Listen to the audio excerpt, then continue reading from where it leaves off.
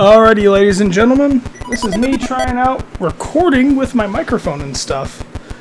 Because I was trying to do a Twitch stream and that just was not happening. So I'm going to just do a kind of an off-the-cuff play video thing. Not really a review. I guess it's more of a let's play. I had to give words. Anyway, this is Casey Munchkin for the Odyssey 2. I think it's... I should really check the date. I want to say it's 81. I might be wrong on that. But Casey Munchkin is very much a Pac-Man clone. I'm the blue character on the screen. The idea is to collect all the pellets and clear the maze. And if you can, eat one of the colorful pellets to make the ghosts walking around vulnerable and eat them for big points. That's the game. The white score at the bottom right is my current score. The orange score in the bottom left is my saved high score from this playthrough. You can see I previously got 131 points, which is a pretty good run. And my strategy so far... actually, first let's talk about some of the issues with... or not issues. Some of the considerations when forming a strategy in Casey Munchkin. Shit. So firstly, the dots move, which Pac-Man does not do. Oh fuck, I got 145 points, that's awesome. Secondly, everything gets faster the farther you get in the mazes. Thirdly, the ghosts are goddamn dangerous. And what that all leads to is the strategy I've been taking so far, which is to, on the first power pellet, shit, grab ghost. Gotta concentrate a little bit. Gotta get that last pellet. Yes! Oh, this is a good run. I'm glad I'm recording. Anyway, what I usually do... Oh, I died there. Let me enter my name.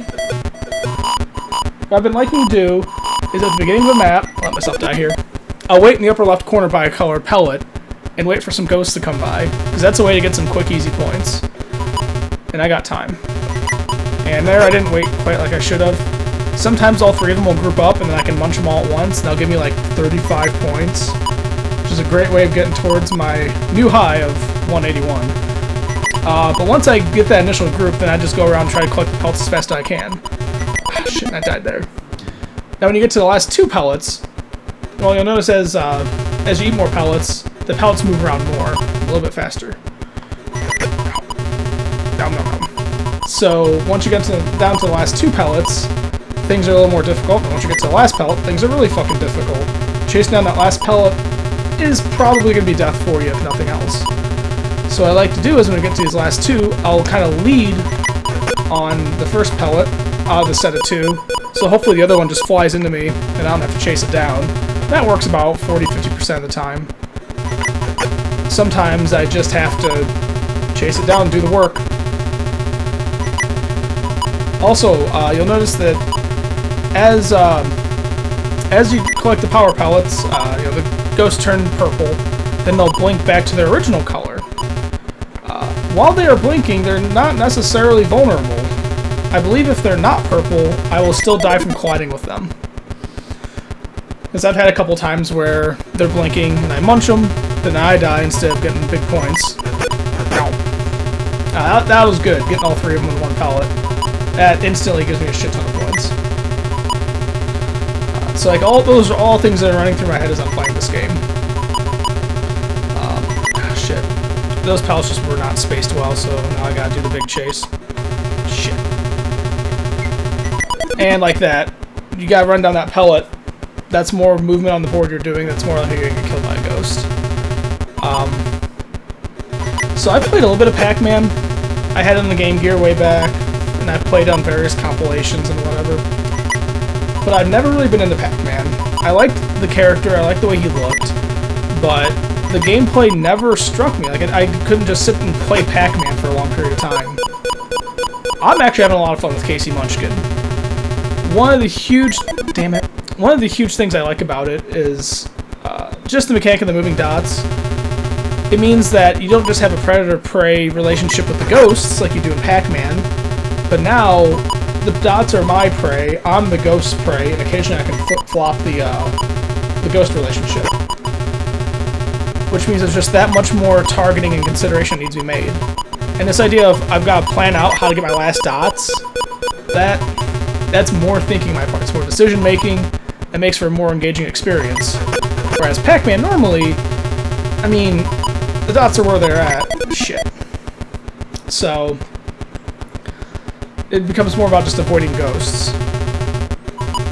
I can't speak too much because, you know, I'm not a hardcore Pac-Man player. I'm sure there's a lot of strategy involved, a lot of consideration, but this feels like a more action-oriented Pac-Man. The board's a little smaller, a little simpler. I don't think that's a bad thing. Okay, these dots are in completely different places. This is not good. Fudge. Alright, I'm just gonna try snagging it. There we go. That's how you're supposed to do it. But it's a smaller environment, so it's a lot easier to take it all in. Kind of get a feel for where I want to turn and move. Yes! That was great. Getting all three of them on 2 boards in a row. Alright, and oh shit. I got it. There we go.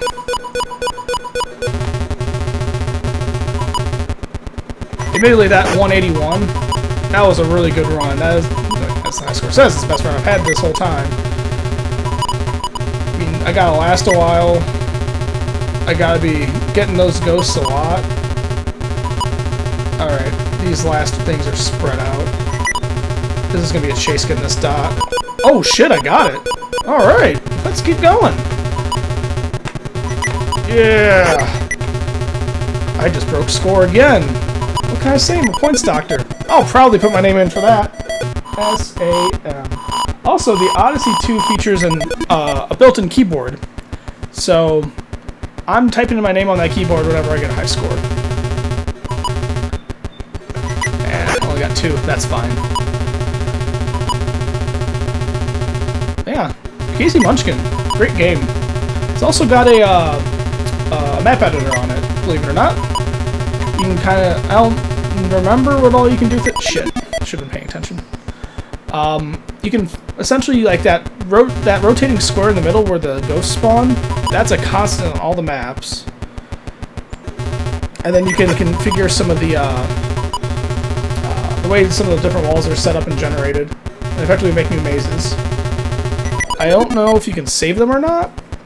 I mean, you can certainly build them and then play them. I think it's more or less just selecting which wall combinations in which section of the maze. Like, you're not drawing walls or anything that sophisticated. Either way, that's crazy for a game on the Odyssey 2, which, point of comparison, the Odyssey 2 is more or less an Atari 2600. If you want to just consider pure, like, generation and expectation for technical sophistication, I'm playing Atari. This console came out in 80 or 78. I had to do like a hardware modification to get composite video out on it so I can even do recording and streaming. By default, it only had coax cable out, which looks frickin' awful. Dislike that very much. Yep.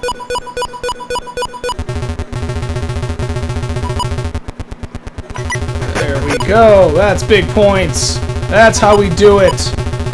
Munchkin style. Come up to my house, try telling me how I munch. Fuck you. I talk big and I'm gonna get fucking killed. Alright, yeah, I couldn't get any of them.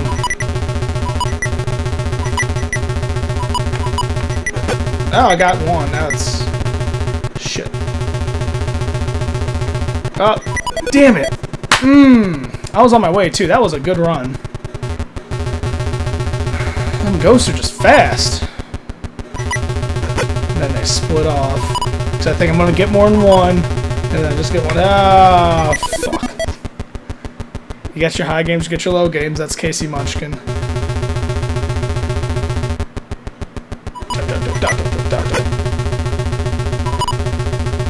Ah, damn Casey Munchkin.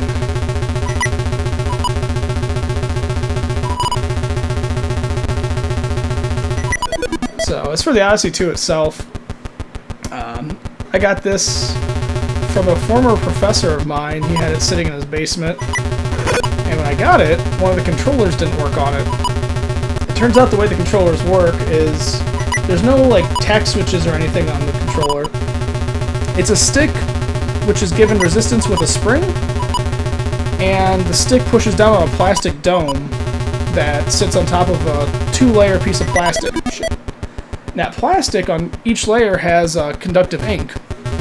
And the idea is as you press the pieces together, it bridges the conductive ink at certain points, which will complete an electrical circuit to get you up, down, left, right, and the single button on the controller. I've never seen a controller operate like that. It's amazingly simple.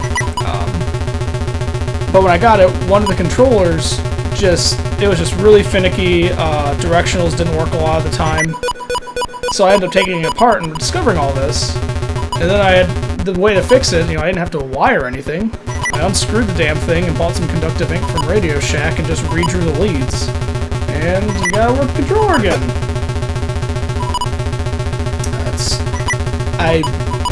That's what's cool about looking at some of these really old consoles is a lot of where's the dot? Oh my god, it's behind a ghost. But that's what's really cool about these really old consoles is you didn't have that history of how do we make a controller work yet. So companies are willing to do a lot of odd manufacturing tricks. And I'm sure it's a lot cheaper building the controller that way. You're not having to go through the like acid-soaking, copperly developing process of making a PCB.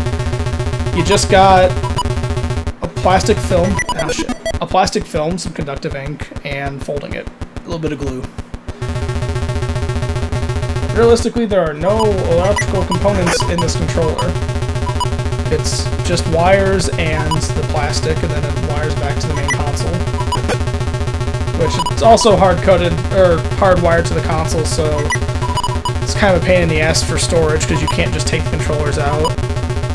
Some folks have done mods to wire up a port on the back of the console and make the controllers removable. I haven't talked myself into wanting to do that yet. Damn it. I'm having to go around that other way. It fucks up my plan. So, yeah. For now, when I store this thing, I just stack the controllers on top of the console. One other disadvantage to having a hardwire like that is the Odyssey 2 doesn't have different controllers the way the Atari did. Like, the Atari console had a rotary controller, which was just a knob you would spin, and you could play games like Kaboom or Breakout with that. What else did it have? I thought I had other controllers too. Oh yeah, I had a custom controller for Star Raiders. It's like a large keypad. But you can't do that when your console has everything hardwired to the goddamn thing. I guess some early models did have removable controllers, but that was revised out for whatever reason. What other fun facts do I remember about the Odyssey 2? Well, about a quarter to a third of the library was all programmed by one dude. And that one dude also did Casey Munchkin. Shit, come on, pellet. Yeah. Ed Everett was a Intel sales rep, if I remember correctly, and he was working with Magnavox on licensing an Intel chip for generating sprites for their Odyssey console. So he did that, and then Magnavox had their own hired programmers to work on games, and after a point, yes, I think it's like the first year of development, Magnavox is all like, oh, we ran out of ideas for games. We don't know what else to do. We did basketball and football. Now, mind you, this is the late 70s, so established genres weren't really there yet. So anyway, they were supposedly out of ideas. Intel had a great business motivation to keep the Magnavox Odyssey going because they're selling chips.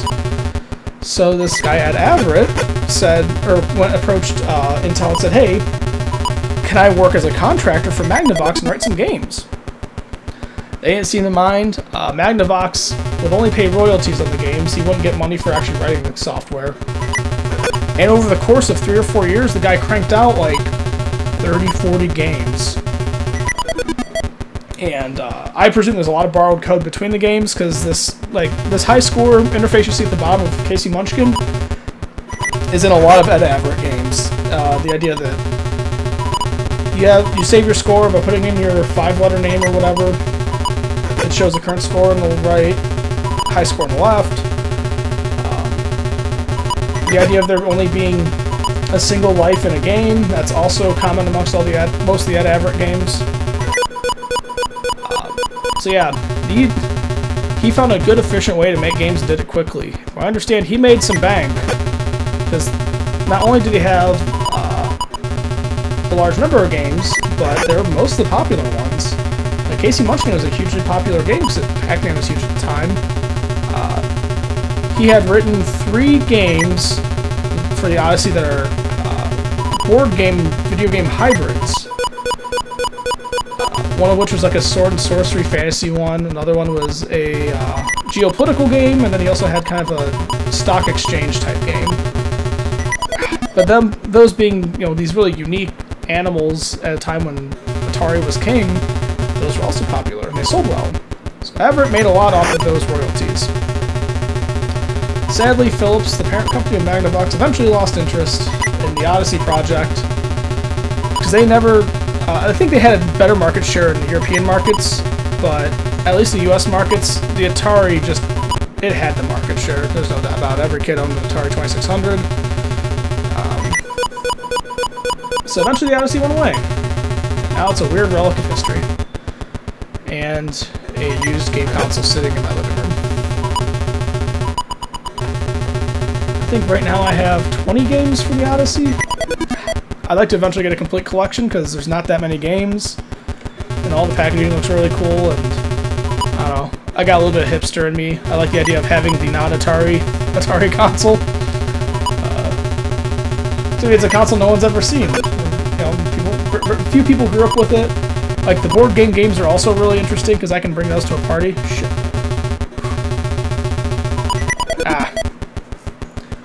It's got a lot of really interesting stories, and I'm really in love with the idea of there being like just one programmer that made a large majority of the library. Looking at development stories on video games that take millions of dollars to make and market, it's kind of I'd like to be in a place where a single developer could more efficiently crank out games that are decent quality, not just like weird, stupid mobile games that try to squeeze pennies out of their customers, but just like that Averitt, where you could be like, okay, I've got this basic code base and I can make some games with it, so let's take advantage of the fact that it only took me a few months to write a game and do iteration on what I think would make a fun game. Sometimes they're arcade titles, sometimes they're ports, sometimes they're experiments like the board game situation. And I'm doing it at such a low cost that I don't need to sell millions of copies to make a profit. Like, that sounds attractive to me. So I think that a lot of the stagnation in modern video games comes from the price point of developing them. Because you gotta make a lot of money back to make it worth it. So you're gonna make a crazy experiment, or you're gonna do what you know is gonna sell. From a business standpoint, yeah, of course you're not gonna risk anything, but it's a gamer that fucking sucks. Me personally, if I was gonna write a game, I don't think I'd want to spend multiple years doing it. I mean, I professionally do that now. Even if I was to make my own independent game sort of thing, I wanted to have that freedom to be able to experiment and say, okay, I tried making a game like this. This is what I liked about it. This is what I didn't like. So what can I do different? How can I change things up? Now, if every game takes 4 years to write, you're going to be able to make a handful of games before you're dead. So you don't get very many shots. That and the idea of having to look for major investor money just to finish a game just seems ridiculous. I want to make a fun game that I can be proud of and not spend every cent I have doing it. Code is cheap. Time isn't. Art really isn't. So, That's a little bit rambling. Overall, Ed Everett, interesting dude. Did some cool stuff on an old game console. Shit, that guy's coming back to life. Whoop! Ah! Fudge. Alright. Oh! See that? Yeah! All three.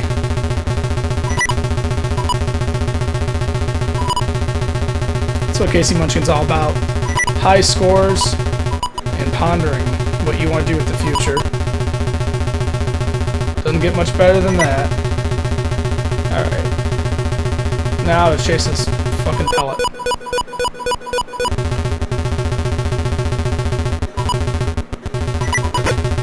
Yeah, that wasn't bad. 2 out of 3 ain't bad. It's a good love song.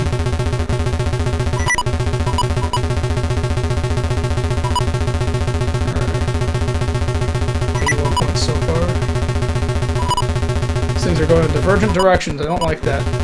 Ah! You motherfucker! Get over here! Let me put you in my mouth! Goddamn pellet running away. Okay, this guy's gonna sneak up on me, so I gotta just do it. I'm thinking now, if those pellets drift low enough on that first corner, I'm not gonna wait. So my fear is... Oh shit, these things are really far apart. It's gonna be a hell of a chase. Nope. If those, if that first power pellet drifts low enough, I'm afraid that another ghost is going to swoop in on the other side of it. I'm never actually going to be able to grab it and eat him. Instead, I'm just going to die. So, yeah, I'm willing to grab that pellet early in that case.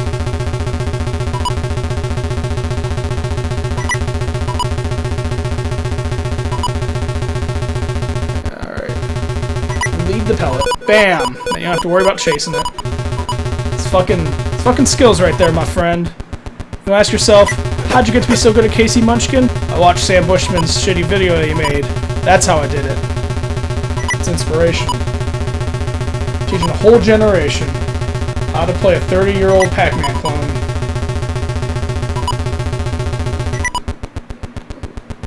Well, that's interesting. That fucking bugged. Oh yeah, that reminds me. Another interesting tech tip about the Odyssey. It can store, I believe it's 4 unique sprites using that Intel chip, and then otherwise it has a ROM that has baked-in characters. So like all the letters and numbers you see, those are baked into ROM, which is, for those of you that don't program, read-only memory. It's essentially program code that is baked into the console and you can never write over it or change it. There's other stuff besides letters and numbers. There's like a tree sprite that you'll see in a lot of Odyssey games. And just like little weird generic characters. I mean, the Odyssey does have a huge limit on how many custom sprites you can have. So depending on what you think, maybe that's a big limitation, maybe not. But it does give the Odyssey games their own feel, because you're going to see these reoccurring little sprites again and again, like dopey little trees being used for different things in different games. I don't know. Yeah, if we were doing a larger tour of the Odyssey 2 library, then you'd see what I mean. It's certainly cool that it has letters and numbers baked in because they look good. They look like letters and numbers, and not weird drawn shit that looks dopey. My knowledge of the Atari 2600 library is limited, but I don't recall there being many games that had words and numbers in it. I guess they'd have scores, but they usually look kind of weird and stretched, because they write their own custom routine to draw numbers. But Odyssey 2, you get that for free. Oh man, I could have eaten that guy. Whatever.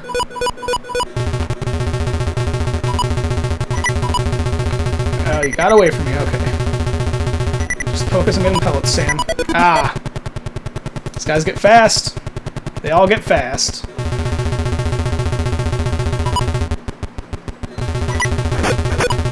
Nom, nom, nom. The only thing I noticed too is I was saying about the whole letters and numbers thing.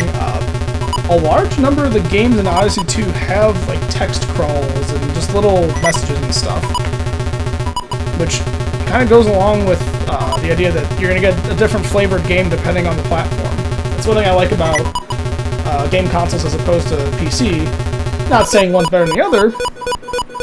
Like, PC's a great generalist platform, but technical constraints lead to interesting compromises.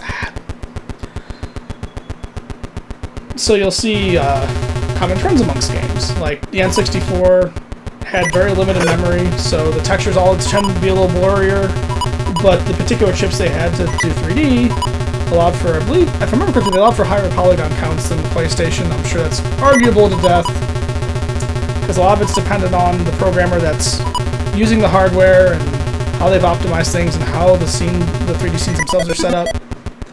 But when you look, an N64 game looks like an N64 game. A Sony PlayStation game looks like a Sony PlayStation game.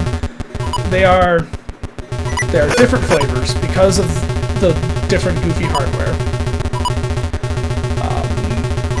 And that leads to those memorable moments, those little things like you're playing a game and you're kind of engaged in it. Maybe it is the look of a character or the particular sound of a sound effect, or maybe the way a particular level is laid out, but those will resonate and you'll remember that. And that gives the artwork character.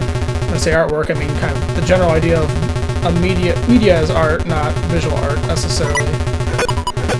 But you don't, if you have like one platform to rule them all, or you have multiple platforms that all have the exact same capabilities, you lose that flavor. And granted, it makes me kind of an old man rambling about it, but that was part of what I really like about the gaming hobby. Like even something as new as the Microsoft Xbox, not the 360 or Xbox One, but the original Xbox, it was baked in with these specific software features like custom soundtracks where you could rip music off of the CD and play it in-game, 4 controller ports, built-in Ethernet right off the bat, the ability to do LAN gaming with it.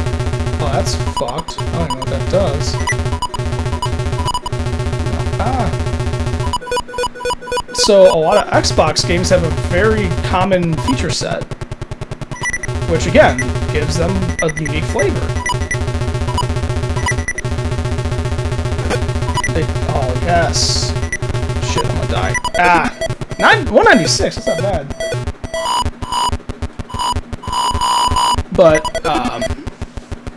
a lot of the early games did a lot of pixel shader stuff, like bump mapping and dynamic lights and that sort of thing, to help show off this particular GPU that was being used in the console. And that adds to the flavor of it. Like, an Xbox game looked like that from that age. The feature set gives you things like a lot of Xbox games supported local multiplayer. A lot of Xbox games supported LAN. So one advantage nowadays, you can play the Xbox on the internet using network programs to proxy out the LAN network messages. Local multiplayer is still something that's not super common in modern games. So to be able to go back and play something like that on an Xbox is refreshing. Yeah. Different platforms are fun. They are a horror, like, don't get me wrong, they are a horror show if you're trying to make money. Because if you're a developer, you're trying to program for this specific platform, or you're trying to program for as many platforms as possible because you're wanting to make money. Not everyone's going to own one platform, so you want to spread your game wide. But now that's more engineering resources you need to devote to making this cross-compatible engine or something. As a hardware manufacturer, making your own if you want to make your own platform and make money that way, there's a lot, either you're a huge company with a lot of money to throw at it and market it, or you're some nobody that's just probably going to fail. It's hard to launch a platform. So it's one of those contention points between business and art. The art benefits from having platform fragmentation, whereas the business really doesn't. Like, Steam works really well as a business because it's working off of a platform that most everyone has. Everyone has a personal computer. If you're a developer and you support Steam, you're automatically got all this stuff right out of the box for PC support, like friends list, storefront support, updates. That's not stuff you have to reinvent for yourself because you're on some weird-ass platform. So, yeah. That was all, like, in regards to PC, it's also one thing that was really cool about the really early GPU days, where you had, like, 3DFX versus ATI versus NVIDIA versus Matrox. Matrox was big on having multiple monitors. 3DFX had its own 3D library that had a different feature set than NVIDIA's. Oh, shit. It's in kind of ATI. So that was another case where, you know, depending on how you built your computer as a computer enthusiast, you got a different gaming experience. And you can build fandom on that. Once you introduce those pros and cons, especially when you invest a lot of money, people become a little bit religious about it. And it can lead to some petty squabbles, but it can also lead to the good parts of fandom. The idea of building a community and identity larger than the product itself. Building a history of sorts around it. Because, I mean, these crazy math-crunching machines by themselves don't make interesting history. It takes that human element, like the Ad Averitt story for Odyssey, or people doing mods to port to different GPU frameworks for older PC games. Or for the Xbox, people throwing LAN parties and whatnot. Or building like these proxy programs so you can play Xbox online. Like, you need people to support your platform in order for it to have that interesting story. People care about the people part of stories, not the cold machine parts. So yeah. I like video games, if you can't tell. Sometimes I think I like the not game parts of video games more than the games. So the games are a product of their time and of the person writing the code. But something like a platform or an ad campaign or a magazine have such far-reaching repercussions and change the dialogue that's going on around it too. Like, what's important to market? Oh, you gotta be kidding me. You know, like, is it graphics that you want to market? Is it online capabilities, social features? The decisions that are made there about how you market a game and what you review against as a game reviewer end up propagating into what stories people remember about those platforms and those games years later.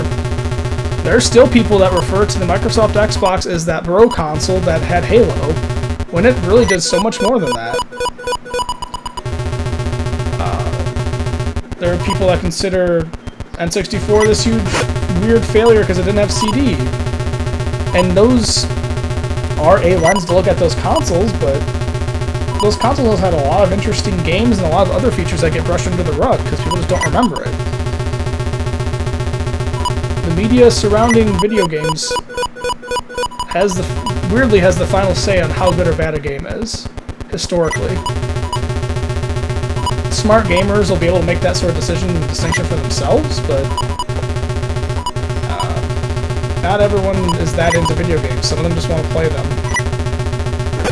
And the easier it is to make a decision about what's good and bad, the more likely that's going to be the route taken. Shit. Thinking is hard. So some people just don't do it. Oh, Virtual Boy is another great example. Virtual Boy is a fantastic console. Goofy as hell. I think I have a Virtual Boy on my desk at work, and it's almost guaranteed the same reaction to anyone who's never seen it before. They see this virtual reality looking headset on a stand, and they go, "Whoa, what's that?" I'm like, "Oh, it's a Virtual Boy." And I always keep it loaded with batteries, and I keep games. I'm like, "Hey, you want to try it?" And it's always, "Oh no, I don't want to get a headache," or "Oh no, I don't want to hurt my eyes," because that was a commonly publicized complaint about it. I have not myself seen cases of that happening. I'm sure for some people it happened. I don't think it was anything near the large majority of people, as history would lead you to believe. I've played that thing for hours straight with no issues. I think the worst that happened is my eyes dried out because I just had my eyes open because I was playing it for so long. Shit. But certainly not headaches or red blindness or anything weird like that. But, you know, for people who don't own a Virtual Boy and haven't played it, that's the impression they have. And they may not even realize that they're kind of getting lied to, or they're getting duped, tricked, into thinking that a game is one way when it's really not. Then you go on something like the Odyssey. I don't think anyone knows anything about the Odyssey, because most people never fucking heard of it. I don't know if I actually know anyone who grew up with this thing. The professor I got it from actually grew up with an Atari, and when he gave it to me, he's like, honestly, I'm more of an Atari kid. I don't know, or actually, no. I do know. I don't think he ever played this. When he had it, he had one broken controller, and he didn't have the TV switch for it. I had done the AV mod on this thing so I could hook it to a TV and actually play it, and find out that the controller was busted. But yeah, he never played it just because he didn't know anything about it, and he didn't have any reason to try it. So no one knows about the Odyssey, really. I mean, you look on the internet, you'll surely find information, but you're not going to find someone walking down the streets like, I remember the Odyssey 2. That was fun. I played with Casey Munchkin on it, UFO. No one has that Christmas story about when they got their Odyssey 2. They do for Nintendo, or for like the NES specifically. They do for the 2600. I don't know. And like there's that famous N64 kid Christmas thing.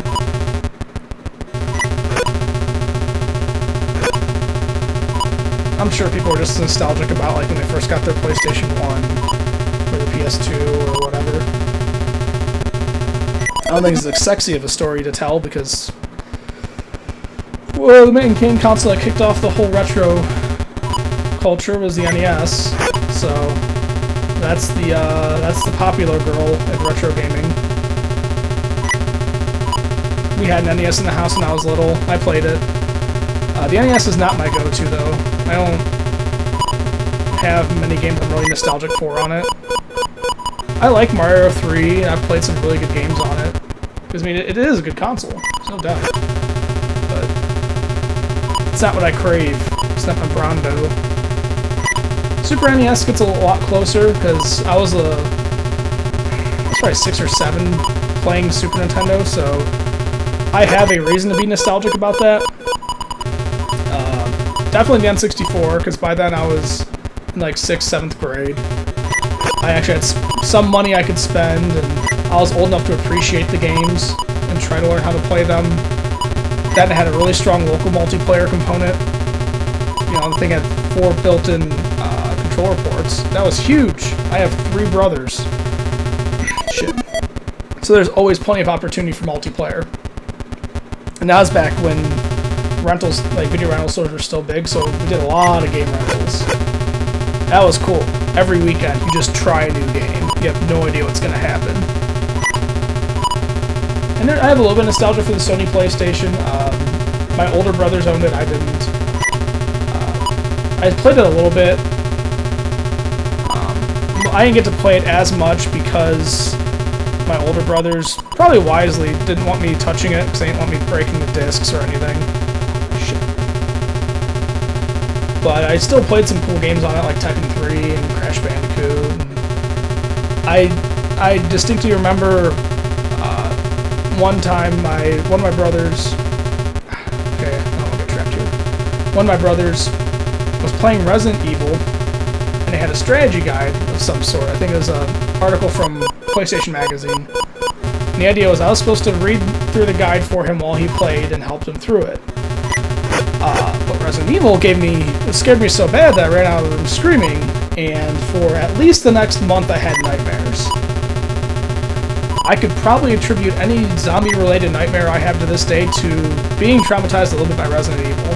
That opening sequence where you run into the zombie that's just munching on one of the Stars dudes, when you very first get introduced to the zombies, that fucked me up bad.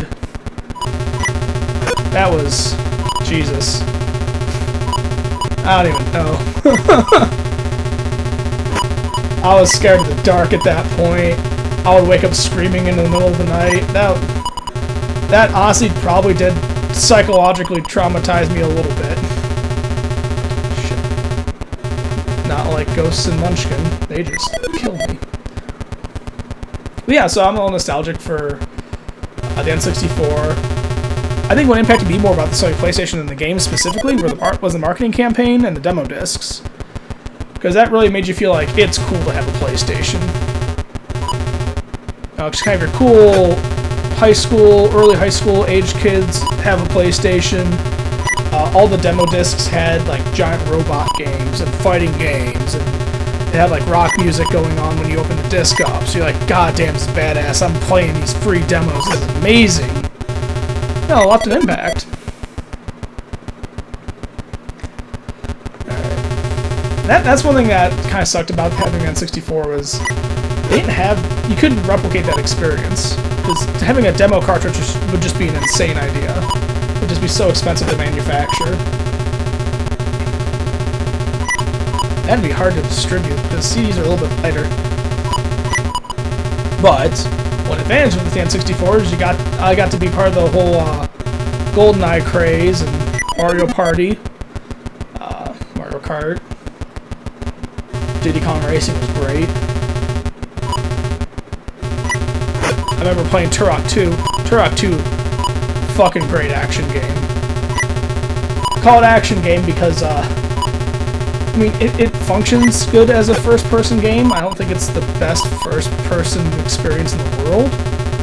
But the elements I really like are the action-related elements, like the design of the weapons and how they fire, the music and the monsters you fight in the different levels. They built a really good world, and they made things very satisfying to be violent and just, you know, testosterone-driven young boy. that they did very well. Shit. And I think after that, I'd gotten an Xbox for Christmas. I got to have some of that demo disc experience because I had the official Xbox magazine for a while. That was neat. I didn't realize at the time, but I knew a lot more about what was out on the Xbox than I do about what's out on the PlayStation 4 now. I recently went back and bought a bunch of the back issues of official Xbox magazine, and I started flipping through them like, I remember this game. Yeah, and I realized I had a pretty good feel for like what games were out on the Xbox for that entire year, despite only owning like 5 or 6 games. So now I've actually gone back and got a subscription to the PlayStation magazine that's still out, which is out in the UK only. But I'm hoping I can kind of get a feel for what's on the Vita and the PS4, because I own both of those, and I don't feel like there's a lot of games to choose from. There's a lot of ports, a lot of indie titles which don't impress me at all. I don't need another 8-bit retro-inspired roguelike. I'd rather play an original, interesting game. Yeah, it's troubling not knowing what's on the console because I've got this expensive hardware. I kind of want to do something with it. Retro gaming's fun, but you know, one thing one must admit is if you're a big retro gamer, you're also a non-contributor to the gaming industry as a whole. None of your dollars are going towards the dudes that worked on those games, or worked on the marketing or any of that. Shit, I'm dead. Oh, I'm not. Oh, no. Revenge. You know, I feel kind of bad about not supporting it, because I do really like games. I don't want to be a leech on the industry. At the same time, there's a lot of really fun old games, and it is a lot cheaper. Like right now, you can buy a AAA quality title for the original Xbox for $5. It's like a goddamn Steam sale for a console game. That's insane. You can't get that good of a deal on a retro or on a indie game. And going back and playing some of these, like, they're still really good. Like, Tony Hawk is still a really good skateboarding game. It's so fucking solid. And then be able to play that online with a game console I can get for $15 because nobody wants them? That's fucking mind-boggling. Like, I started doing retro stuff when I was in high school. I started with Sega Genesis and Sega CD stuff. And by then, those were starting to become collector's items. So I would spend $15, $20 on a Genesis game or a Sega CD game, and I was like, well, excuse me, well, that's fine, you know. It's less than $50. And by the time I got into like Dreamcast games and stuff, those had also become collectible, so I was spending $15, $20 on those. So to come into Xbox early game like this and get games for so cheap, oh my god.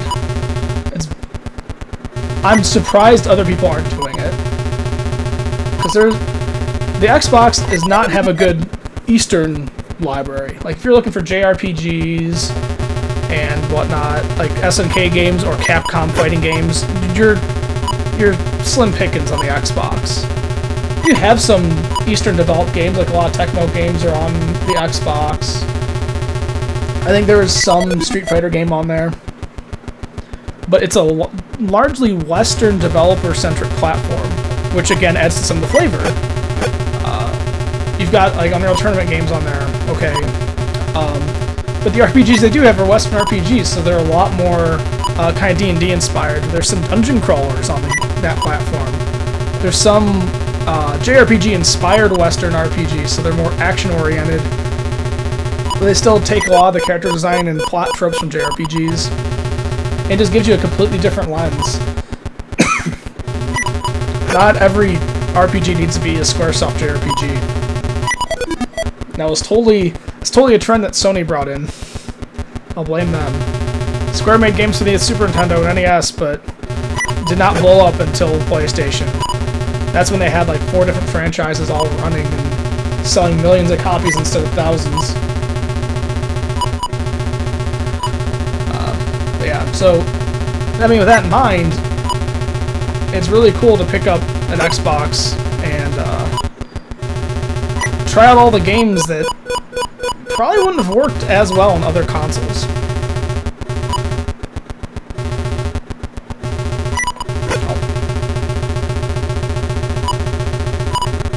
Shit. Another console I really like collecting for is the Sega Saturn. Now, if you want a game that has a lot of Eastern games, Sega Saturn's where it's at. That's got your top-down shooters, your RPGs, a lot of RPGs, lots of fighting games. Myself, I have not been able to find my in for fighting games yet. I'll try to play them, but I'm just not really engaged. Shit. It's not good. Nope, not good at all. Which, you know, that sucks, because there's a lot of fighting games out there, and there's a lot of fandom for it, so obviously people are getting something out of it. I played Mortal Kombat growing up, played some Street Fighter 2, but the most fun I had out of fighting game was probably Tekken 3. That was mostly for the unlocks. That was when it was my older brothers had the Sony PlayStation, and I wasn't really allowed to play it, but sometimes they wanted someone to play with and beat up on, so that was me. But Tekken 3 had a lot of unlocks, a lot of extra modes, a lot of extra characters. So that form of progression was really refreshing. It wasn't just, are you good at the fighting game and can you get to the end boss and win, or beat the human opponent you're facing off against? It was more, okay, if you're kind of fucking horrible at fighting games, you can still play this. Shit.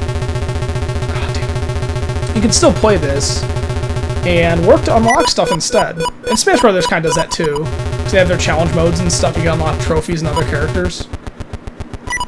That's a really brilliant way of getting around that issue and making it a more accessible game, because not everyone wants to be a tournament-level fighting game player. I have my own qualms with that particular to that particular community. Most of the guys I went to college with who were really into that weren't that fun to play games with because they're so hyper-competitive. It's about the specific mechanics of the game and winning. It's, I don't know. I play games a lot more off the cuff. Like, it's totally necessary to strategize if you really want to master a game and get good at it, but I don't play games to master them most of the time. As a consequence of that, I'm also really terrible at games.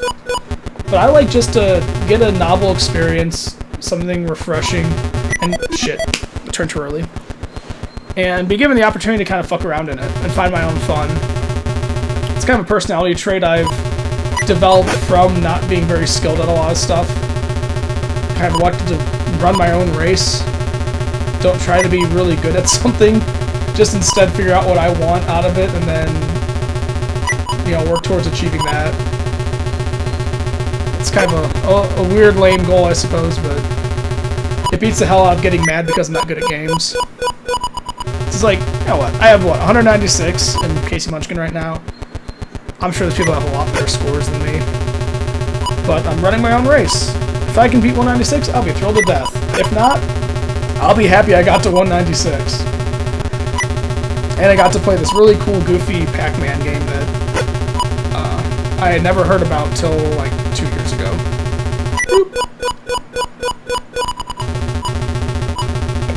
I'd also say that there's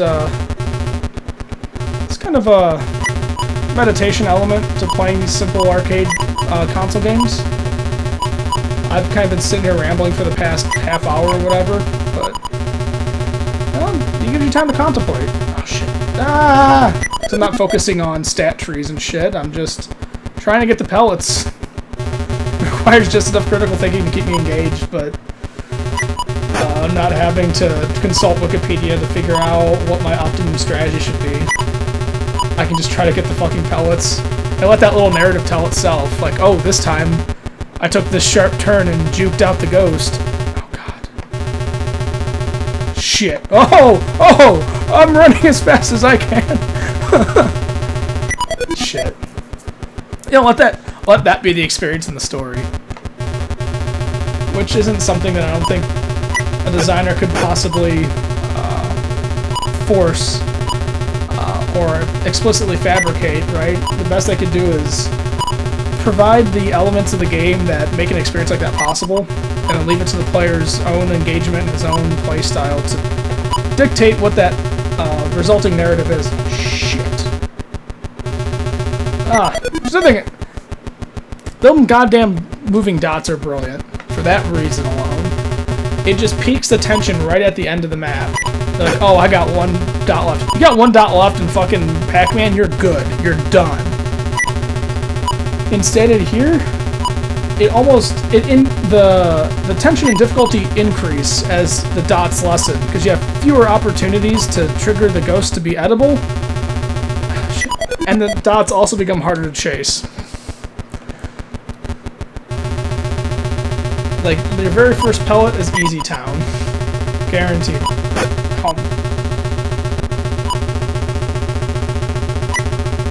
There we go. Yeah, I like Casey Munchkin better than Pac-Man. Pac-Man as a character, I love you, buddy. It's a game, fuck Pac-Man. Fuck Pac-Man in the ass. I got Casey Munchkin. It's good enough for me.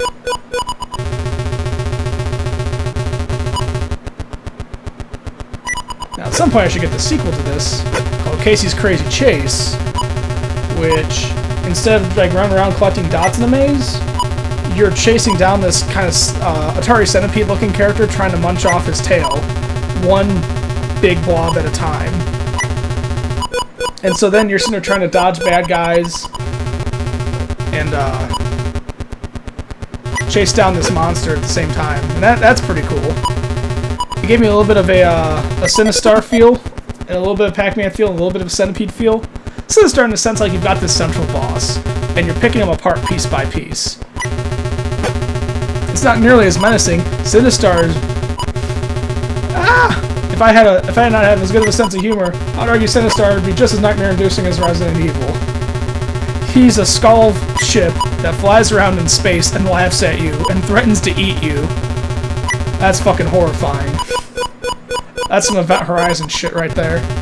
Oh god. Oh god, this is really close. Nope. Got one at least. Shit. Alright.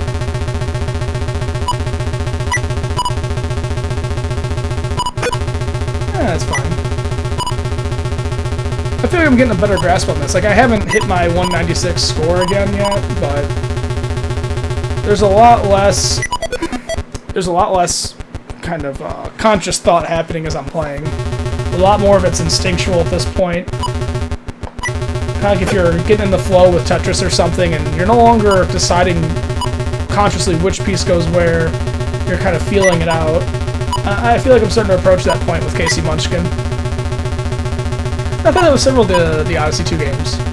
Again, it's a benefit to it being a very arcade-inspired library. It's a lot of simple rules, a lot of quick iteration, or a lot of quick game sessions. So the advantage is it gives you an opportunity to polish and refine your skills if you're willing to play it again and again. The simplicity of the rules means that you don't have to invest a large amount of effort and time to get into it and figure out what you want to do. It's definitely a stress reliever if you're going to work, after work or something. Like, one thing I've had a lot of trouble with, I've got a lot of cool RPG games, but, oh shit. Most of the time they take so much time and effort, I don't want to play them when I get home from work. When I get home from work, I want to disengage. I don't want to be thinking, because I think with my mind and solve problems and figure out logical things all day. I want to sit and just do something not quite mindless. I think that's the best way to say it. Not quite mindless. Almost mindless. Arcade games are a good way to do that. When I played through Shenmue kind of offered that too. It's a big RPG with a lot of story and length to it, but there's not a lot of mechanical sophistication. Its fighting system I thought was a little opaque. Not the best, but I could definitely, like, it allowed me to play at my pace. And that was its winning charm. I decided when I want to go from mission to mission and who I wanted to talk to, and the whole thing had a charm to it because of how earnest the whole game was. Like, it has some truly awful voice acting, but they're all very distinct characters, and the game is obviously trying really hard to build this world for you. So that gives it a charm, and shit, the bad voice acting is no longer at that point a detriment. It's a characteristic that you're appreciating. It's one of the interesting nuances of that game. It's the flavor.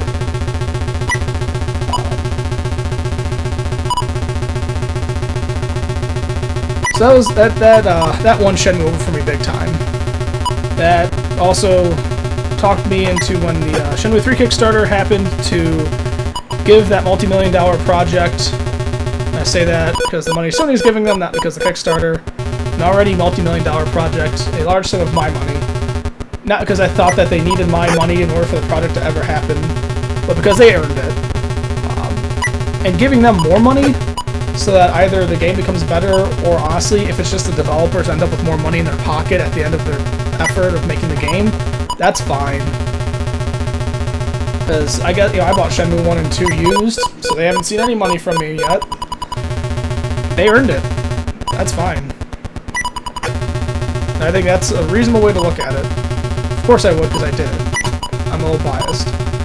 But don't kid yourself and think that Shenmue 3 is a live or make or break project based on a $5 million goal. That is horse shit, and you're naive if you think it is.